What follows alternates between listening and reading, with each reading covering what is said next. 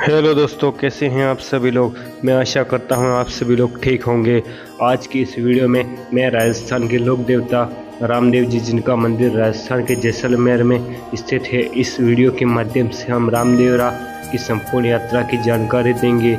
रामदेव जी राजस्थान के लोक देवता हैं, जिनकी पूजा संपूर्ण राजस्थान से लगाकर MP, गुजरात और संपूर्ण भारतीय राज्यों में की जाती है। अगर आप भी रामदेवरा जाने का प्लान बना रहे हैं तो यह वीडियो आपके लिए काफ़ी यूजफुल रहेगी।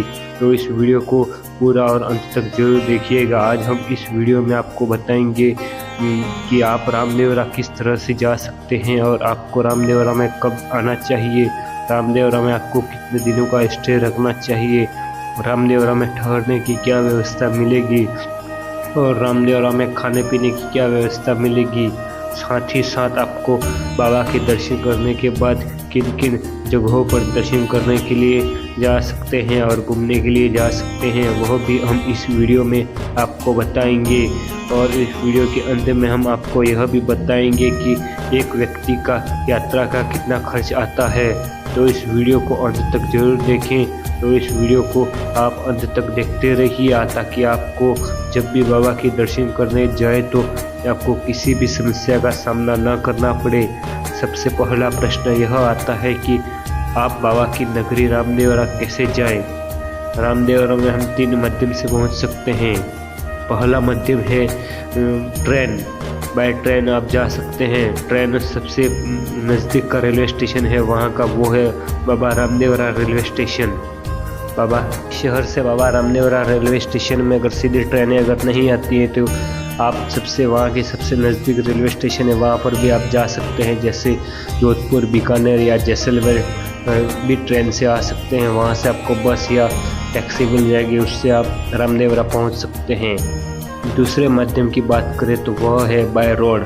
अगर आप बाय रोड आ रहे हैं तो आप अपने पर्सनल व्हीकल से भी आ सकते हैं और बाय बस भी आ सकते हैं। राजस्थान के कई बड़े शहरों से बाबा रामदेवरा के लिए सीधे बसें आती हैं, जिसमें जोधपुर, जयपुर, बीकानेर, जैसलमेर, उदयपुर, उससे भी आप रामदेवरा आ सकते हैं।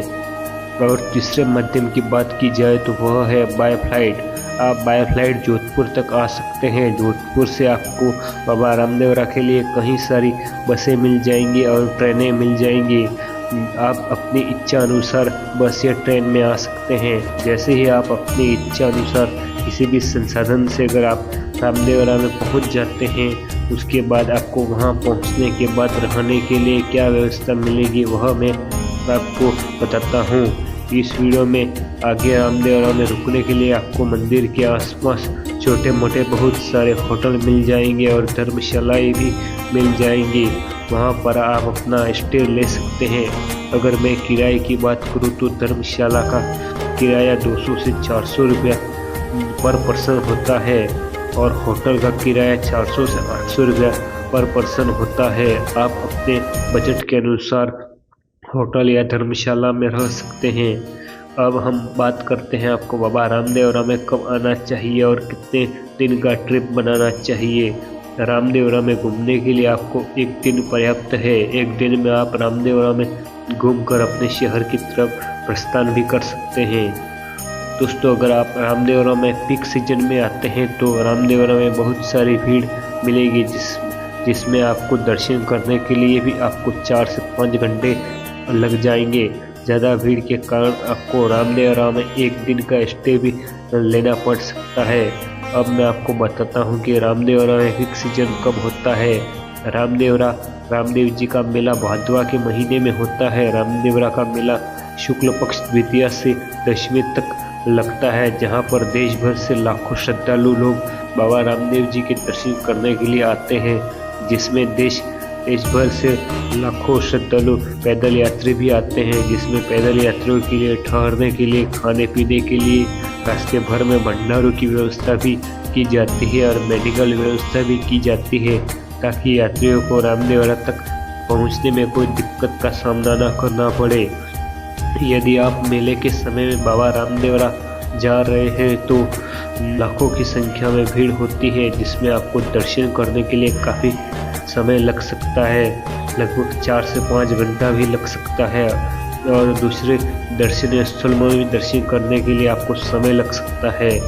यदि आप मेले को छोड़कर अन्य दिनों में बाबा रामदेव जी के दर्शन करने के लिए आते हैं तो आपको दर्शन सिर्फ 10 से 15 मिनट के अंदर हो सकते हैं और दूसरे छोटे मोटे दर्शन भी स्थल भी कर सकते हैं और आप अपने रामदेवरा की यात्रा का एक दिन के अंदर ही कर सकते हैं और आप अपने शहर की ओर रवाना हो सकते हैं। अब मैं आपको बताता हूँ कि आपको बाबा रामदेवरा के दर्शन करने के लिए कब आना चाहिए। वैसे तो आप बाबा के दर्शन करने के लिए पूरे साल में कभी भी आ सकते हैं, लेकिन यहाँ पर गर्मियों के समय में काफ़ी ज़्यादा गर्मी होती है, तो आप अक्टूबर से लगाकर फरवरी के अंदर कभी भी बाबा के दर्शन करने के लिए आ सकते हैं। अगर आप रामदेवरा जा रहे हैं तो अक्टूबर से फरवरी आपके लिए सबसे। तो चलिए दोस्तों, अब आगे बढ़ते हैं और अंदर मंदिर में दर्शन करने के लिए चलते हैं। दर्शन करने के लिए और बाबा रामदेव जी के मंदिर के अंदर दर्शन करने से पहले मंदिर के बाहर बहुत सारी अलग अलग दुकानें बनी हुई हैं, जिसमें आप रामदेव जी के प्रसाद चढ़ाने के लिए प्रसाद ले सकते हैं और ध्वजा भी ले सकते हैं और भी बहुत सारे प्रसाद ले सकते हैं। मंदिर के अंदर दर्शन करने के लिए जा सकते हैं। आप मंदिर परिसर में जाएं और बाबा के दर्शन करने के लिए उसके मनोकामना मांगें और मंदिर परिसर में अनेक मंदिर छोटे मोटे बने हुए हैं जिसके आप दर्शन कर सकते हैं। दोस्तों, मंदिर परिसर के अंदर ही आपको डाली बाई की समाधि मिलेगी, वहाँ पर भी आप जाकर दर्शन करें और वहीं पर अंदर डाली बाई की कंगन है जिसमें आप अंदर भी निकल सकते हैं। माना जाता है कि इस कंगन के अंदर से निकलने से कई सारे पाप मिट जाते हैं और बाबा की कृपा उन पर बनी रहती है। डाली बाई रामदेव जी की मुँह बोली बहुत ही लगती थी। दोस्तों, मंदिर परिसर में दर्शन करने के बाद आप मंदिर में जैसे ही बाहर निकलते हैं आपको सामने ही राम सरोवर तालाब मिलेगा, जिसको इसमें माना जाता है कि उसमें नहाने से कई सारे चर्म रोग से मुक्ति मिलती है और वहाँ पर आप नहा भी सकते हैं और अगर आपको नहाना नहीं है तो हाथ मुंह भी धो सकते हैं। राम सरोवर बहुत बड़ा तालाब है जिसमें आप बोटिंग भी कर सकते हैं और राम सरोवर के बाद आप थोड़ी ही दूरी पर बनी हुई परचा बावड़ी में भी आप दर्शन करने के लिए जा सकते हैं। रामदेव जी ने जब परचा बावड़ी का निर्माण करवाया तब तक बाबा रामदेव जी के चमत्कारों की महिमा पूरे विश्व में विख्यात हो चुकी थी। परचा बावड़ी में जब लोग दर्शन करने के लिए आते हैं उसमें नहाने और पानी पीने से कई सारे रोग और बीमारियां अपने आप ठीक होने लग जाती थी। तो ऐसे चमत्कारों को देखते हुए परचा बावड़ी में बहुत सारे भक्तों की संख्या बढ़ने लगी। लाखों श्रद्धालु दूर दूर से परचा बावड़ी में दर्शन करने के लिए आते थे और धीरे धीरे परचा बावड़ी में भक्तों की संख्या बढ़ने लगी और कुछ वक्त में परचा बावड़ी के अंदर कूदने लगे। परचा बावड़ी की सुरक्षा के मद्देनजर उसको अभी तार फेंसिंग और जालियों से बंद कर दिया गया है और बावड़ी का पानी एक पाइप द्वारा बाहर खींचा जाता है। तो आप रामदेवरा जब भी आए तो इस परचा बावड़ी के अंदर दर्शन अवश्य करें। परचा बावड़ी के बाद आप डाली बाई के मंदिर भी जा सकते हैं जो रामदेवरा के मुख्य मंदिर से 4 से 5 किलोमीटर दूरी पर स्थित है। रामदेवरा में बहुत बड़ा मार्केट है जिसमें आप घूम सकते हैं और शॉपिंग भी कर सकते हैं।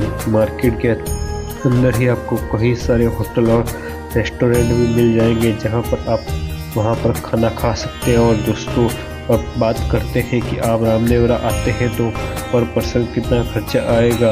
आपको रामदेवरा में आते हैं तो एक दिन का स्टे लेते हैं तो आपको 1000 से 1500 रुपया पर पर्सन खर्चा आएगा। इस खर्चे में मैंने आपके घर से रामदेवरा आने का खर्चा ऐड नहीं किया और न ही आपके वहाँ की शॉपिंग का खर्चा ऐड किया है। आप अपने हिसाब से एडजस्ट कर सकते हैं और आगे पीछे रामदेवरा में घूमने का खर्चा भी ऐड नहीं किया है। सब खर्चा कर मिलाकर 1000 से 1500 में रामदेवरा की यात्रा हो जाएगी। दोस्तों, आज की यह वीडियो आपको कैसी लगी? अगर आपको यह वीडियो पसंद आए तो हमारे चैनल को सब्सक्राइब करें और ज़्यादा से ज़्यादा शेयर करें। जय बाबा री कमेंट अवश्य करें। जय बाबा री सभी भक्तों को।